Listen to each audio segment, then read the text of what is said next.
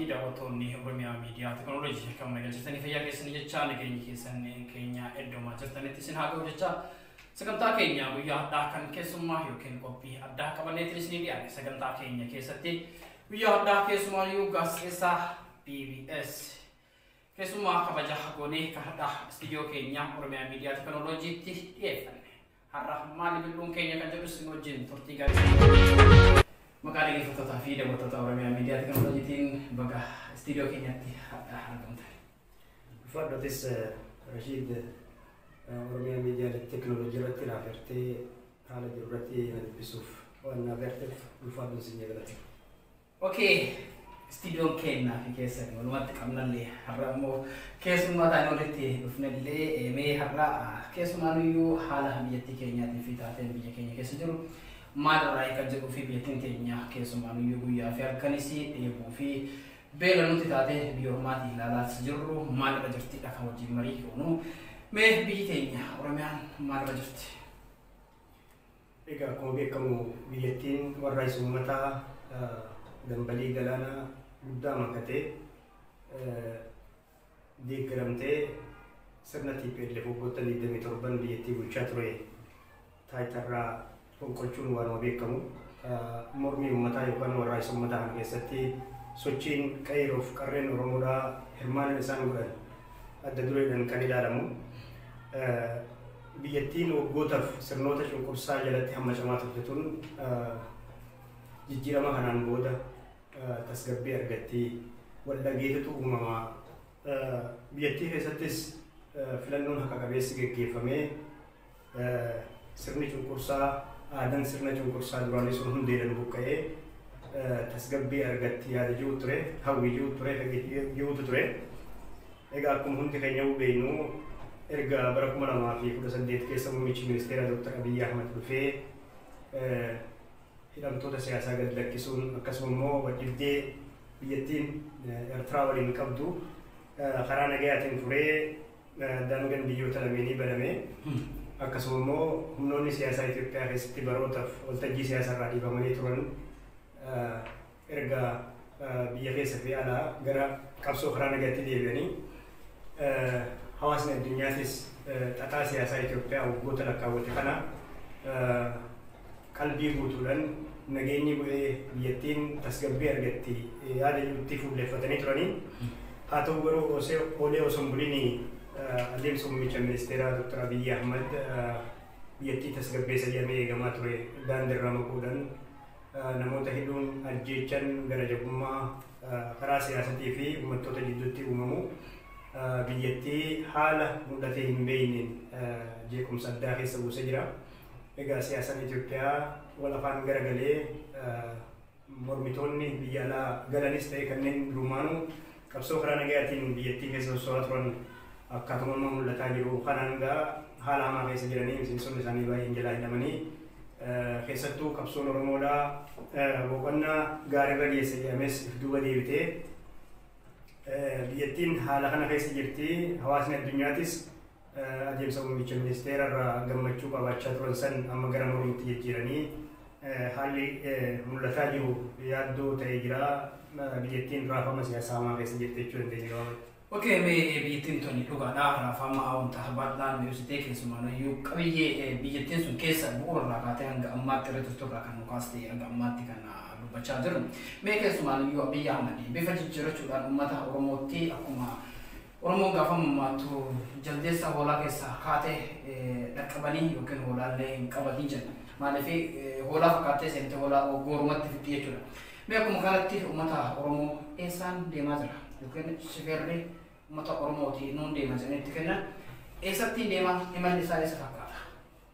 Adeemsi muummicha ministeeraa jalqaba irratti Oromoo wal dhabuun kan gufate. Uummanni Oromoo biyya san keessatti barootaaf siyaasarraa dhiibamee karaa afaanitiin, aadaatiin, diinagdee hawaasummalleen uummata akka malee cunqurfame. Kabiraa uummanni Oromoo qabsoo waan godhuuf qabaa jechuudha. Waan godhaa tureef qabaa. Ammas qabsuma sanitti jira. Qabsoon sun galma waan hin geenyeef jecha. Addatti gaaffileen Oromoo jajjaboon qabsoon ittiin gaggeeffamaa ture. Tokkoffaa gaaffii mirga hiree murteeffannaa haqa ifirratti biyya isaarratti muree murteessuu isa jiru.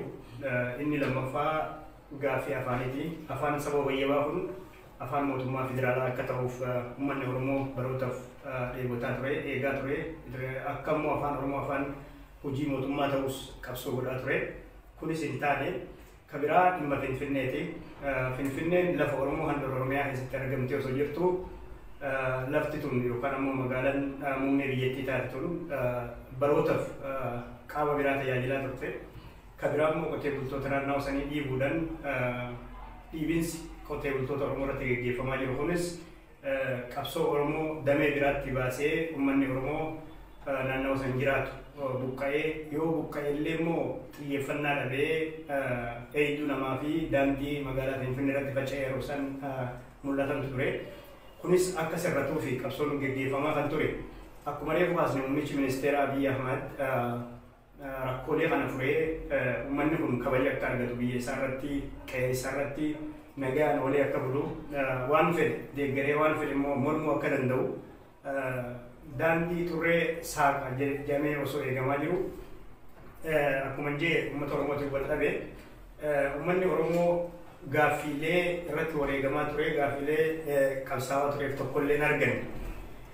Egaa muummichi ministeeraa uummata Oromoof gaaffii isaa deebisuun haafu faallaa kanaa immoo faallaa kanaa ilaalcha sirna dur uummattoonni Itoophiyaa qabsoo isaaniitiin cabsan kuffisan akka deebi'ee biyyattii san keessatti lalisuuf inumaa mootummaa bu'uura ta'e jechuudhaan seenaa Itoophiyaa keessatti nama akka malee hadheeffamuu ta'ee jira.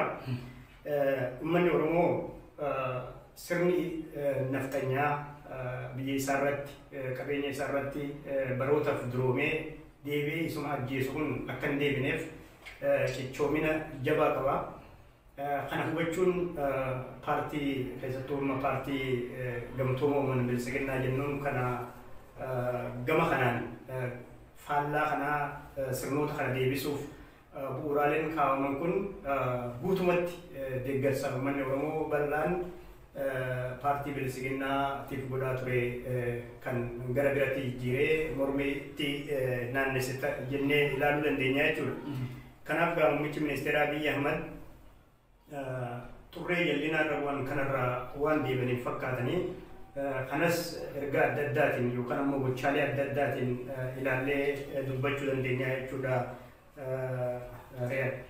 Mee galatoomii keessumaanuyyuu waan ammaatti nu kaastee jalqabarraa kaastee bu'uura tootaalii hanga ammaatti kan nu deebiste waan jalqaba mootummaan Abiy Ahmed yookiin mootuyyuu erga gaafa tiim lamaarraa jijjiiratanii bifa jijjiiratuudhaan namoota karaa PPT dhufan. Karaa PPT gaafa dhufanii maqaa jijjiirachuun kun mootuyyuu afaan Oromootiin badhaadhina jedhanii ofii baasanii afaan Amaaraatiin PP jedhanii ofii baasanii gaafa kana uummanni keenya isaan kan jibbu eegalee waan ati nuti kanarra deebi'e. Haa ta'u mee amma keessumaanuyyuu hidhaa Jawaar Mohammadii fi gaafa biyyattii san keessatti Jawaar Mohammadii yookiin mootuyyuu biyya ormaa keessa taa'ee biyya san keessatti qilleensa Itoophiyaatiif akkumatti biyyattii Oromiyaa tanas kan afaan Oromootii fi qilleensa Oromoo tana hoggaa Oromoo jedhes Jawaar Mohammadii. Osoo Jawaar Mohammadii qabsoo hadhaawaa kana keessa dabree yookiin immoo biyya ormaatii akkanii fi biyya osoo rafin nama Oromiyaa tanaa fi biyyattii san illee nama biyya alaa jirullee addunyaatti mul'ise Jawaar Mohammadii jennee kaasuu dandeenya. Hadha immoo Jawaar Mohammadii eessa jira? Jawaarridhaa jira. Akkuma tuu kaastee obbo Jawaar Mohammed jalqaba osoo qabsoo Oromoodhaa karaa nagayaa biyya kanatti gaggeeffamu keessatti makamaniin dura sochii bal'aa warraa'isa uummataa fuula feesbuukii isaa uummata miliyoona ol qabuun qajeelfamoota adda addaa kennaa ture, gorsa adda addaa kennaa ture, tarsimoo adda addaa bifa iftoomina qabuu fi hubannoo uumuun nama kennaa ture. Achirraas tarkaanfatee bara 2004 keessa Oromiyaa Miidiyaa Neetwoork gadhaabuudhaan hundeessuudhaan miidiyaa kanas gahumsan hooggananii qabsoo uummataa kana alaa galchuudhaaf nama warraa'isa guddaa godhaa ture jechuu dandeenya. Namni kun qabsoo hirriibaa halkanii biyyaa irratti dhabee gaggeessaa ture tana biyyatti galchee uummata Oromoo cunqursaa waggootaa jala ture kana ifa bilisummaatti baasuuf nama adda durummaadhaan falmii gaggeessaa ture fi qabsoo Oromoodhaaf faffaca'ee abdii nama kutachiisu sadarkaa abdii nama kutachiisu irra ga'e kana abdii akka horatu qilleensa Oromiyaa bilisoomsuun bilisummaa gara dachitti akka tarkaanfannuuf nama kallattii bareedaa nuuf kaa'e jechuu dandeenya. Namni kun erga bara 2018 keessa biyyatti galee hanqinoonni duraan turan sun akka deebi'een uumamneef ifaan ifatti nama gorsa adda addaa kennaa ture. Waldhibdeen uummattoota gidduutti uumamaa tures karaa nagayaatiin akka furamuu fi uummattoonni ollaa walii ta'anii akka waliin jiraataniif gad bu'ee nama hojjetaa ture. Mootummalleen namoota ilaalcha duraanii qaban yookaan ammoo dabatti TPLF barsiise san irra bu'anii hojjetaa turan if keessaa baasee qaamoleen mormitootalleen adeemsa isaanii sirreessanii ce'umsa gara dimokiraasii yookaan ammoo haga filannootti akka namuu wal kabajaadhaan biyya san keessa sosso'u nama gorsaa turanii. Egaa akkuma hundi keenya yaadannu jecha artistii Haacaaluu Hundeessan booda obbo Jawaar Mohaammed matumsi isaatu kan hidhame. Erga hidhame immoo murtii haqaa dhabuun manneen murtiitti deddeebifamaa ture. Kana bira darbee dhiibbaaleen siyaasaa paartiilee siyaasaa Oromoo irra jiran kan akka miseensota isaanii hidhuu fi waajjiraalee isaanii cufuu kun akka dhaabbatuu fi qabaan Koloneel Gammachuu Ayyaanaaf godhamu akka sirratuuf jecha akkuma hundi keenya yaadannu guyyoota 40 mormii laagannaa nyaataa akka turan beekamaadha. Egaa mormiitti seenan sana immoo cichoominaan jabinaan ergaa jabaa uummata Oromootiif akka darbu taasisanii jiranii. Yaaliin manguddummaa yeroo garagaraatti akka isaan nyaata sooratanii godhamaa tures fashalaa ture. Maayyii kana kan milkaa'e yoo ta'elleedha. Du'a keenya gammachuun simanna isin qabsoo itti fufaadhaan sajuu dabarsaa ture obbo Jawaar Mohaammed akkuma hundi keenya yaadannu.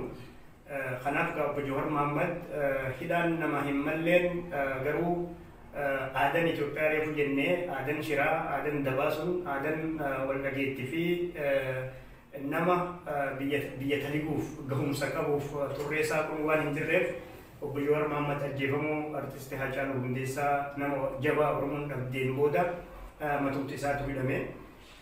Jecha artistii Haacaaluutiif haalli ni argama jennee osoo eenyu namni akkuma kaasne jijjiirama kanaaf bu'uura ta'ee halkanii guyyaa warraaqsa uummataa kana qindeessee TPLF akka gara qe'eessatti galu taasisee hidhatti darbame. Ammas manuma hidhaa jira. Obbo Jawaar Mohaammed gaa haalli inni keessa jiru Oromoota baay'ee kan yaaddessuu fi nama Oromoon waggoota dheeraan booda argatte jechuu dandeenya. Maaliif hayyoota hedduu horannee turre, gootota hedduudha argannee turre, baay'een isaanii harka diinatti akka gaaga'aman ni beekna. Hedduun isaanii immoo afanfaajjii yookaan ammoo dhiibbaa siyaasaa itti jabaateen biyya isaanii gadhiisanii akka biyya alatti baqatan beekamaadha. Qabsoon biyya keessan tola. Uummata keessa jiraachuu jechuun galaana keessa akka nama jiruuti. Qabsoota uummata keessatti deebi'ee Jawaar Mohaammed geggeessuudhaaf fedhii yoo qabaatellee egaa shira irratti dalagameen hidhamee yeroo mana hidhaa jira. Murtiin haqaa ni kennamaaf jedhanii eeguun haala qabatamaa jiru irra dhaabbannee baay'ee ulfaata. Akka isaan jedhanittis wanni mul'atus sanuma filannoo kana keessaa nu baasuuf mootummaan shiraan nu hidhe malee nuti badii balleessine hin qabnu jedhanii dubbataa turanii. Obbo Jawaar Mohaammed waan hojjetus ta'ee waan karoorsu hunda jalqaba fuula feesbuukii isaatiin kan dubbatu deebi'ee immoo miidiyaadhaan ibsata irratti kan waan san caalatti uummattoonni. Okay, mee Badrii gaafii kee akkuma kaasteetti dhugaadha. Haalli Jawaar Mohaammed keessa turee fi haalli Jawaar Mohaammed ammallee keessa jiru waan baay'ee nama yaaddessu uummata Oromoo guutuu kan yaaddesee. Haa ta'u mee ammas keessumaayyuu filannaa amma as deemu yookiin immoo diktaatara Abiy Ahmed akkuma beeknutti filannoo geggeessuuf ammaa kana walii gadi kaachaa jiran natti fakkaatas biyyattii san keessatti filannoon ni jira jettee amantaa? Filannoon haqa qabeessii fi bilisa ta'e biyya san keessatti waan ta'umatti hin fakkaatan. Sababni isaa aadaan Itoophiyaa akkuma jenne shiraan daandirraa wal balleessuu kun waan jabaatee hidhatee deemaa jiru fakkaata. Egaa filannoon ji'a adoolessaa dabree keessa geggeeffamuuf ture sababa koronaa vaayirasiitiin akka dabree beekamaadha. paartiin gara kaabaa kan TPLF waggoottan 27 biyyattii bulchaa ture sababa kanaan filannoo naannoo isatti geggeessuudhaan filannoon naannichi geggeesse sun ammoo boordii filannaa biyyaalessa Itoophiyaa fi mootummaa Itoophiyaatiin fudhatama akka dhabe beekamaadha. Yeroo ammaattis koronaa vaayirasiin akka amma ministeerri fayyaa Itoophiyaa himaa jirutti lakkoofsi namoota koronaa vaayirasiin qabamanii dabalaa jira. Haala kana keessatti immoo Itoophiyaan filannoon geggeessa jechaa jirti. Filannoon geggeessitu kun ammoo yeroo paartiileen siyaasaa Oromoo dhiibamanii filannicha keessaa bayanitti ta'uun isaa filannoon kun haqa qabeessummaan isaa shakkii keessa akka galuu fi abdiin kan irraan eegamne ta'uu isaati kan nutti mul'isu. Keessattuu paartiileen siyaasaa ABO fi KFO'n qabsoo karaa nagaatti deebi'an miseensonni isaa fi waajjiraaleen isaanii baay'een jalaa hidhamuun jalaa cufamuun filannoon kun karaa paartiilee siyaasaa Oromootiin abdiin jiru waan dukkanaa'ee jiruuf filannoon biyya san keessa geggeeffamu bakka bu'ummaa uummata Oromoo wayyabaatiin paartiileen asii achi fiigan tokko yookaan namoonni dhuunfaan jiru. Kun ammoo quubsaa miti abdachiisas miti uummanni Oromoo namoota yookaan paartiilee amma filannoo keessatti hirmaatan kanaatu gaaffiilee biyya bu'uuraanaaf deebisee sarbamiinsa Oromiyaa keessatti geggeeffamaa jiru kana dhaabsisee hiree Oromoodhaa isa jallate kana daandiitti deebisa bakkatti deebisee uummanni Oromoo qe'ee isaarratti fayyadamaa akka taa'u taasisa abdiin jiru waan natti mul'atu hin jiru. Kanaaf filannoon amma ji'a waxabajjii dhufaa jiru kana keessa geggeeffamuuf jiru filannoo paartiin biyya bulchaa jiru akkuma amma dura baratamaa ture bantaa dhibbaan moodde jedhee itti labsuu fi warreen filannoo kanarratti hirmaatan ammoo taajjabdoota dimokiraasii ta'anii mootummaan kun mootummaa dimokiraatawaa akka ta'e fakkeessan yoo ta'e malee haala qabatamaa amma jiruun filannoo haqaa fi bilisaa uummattoonni Itoophiyaa yookaan ammoo uummanni Oromoo Oromiyaa irratti mootummaan jabaan tokko akka dhaabbatuuf bilisa ta'ee qaama paartii siyaasaa filata abdii jiru natti mul'ata. Mee dhugaadhaa kunis uummanni Oromoos ni beeka ta'u ammoo mee ittaan suni Oromiyaa keessatti yeroo ammaa kanatti filannoon kun yoo gaggeeffame filannoon kunis darbe uummanni Oromoo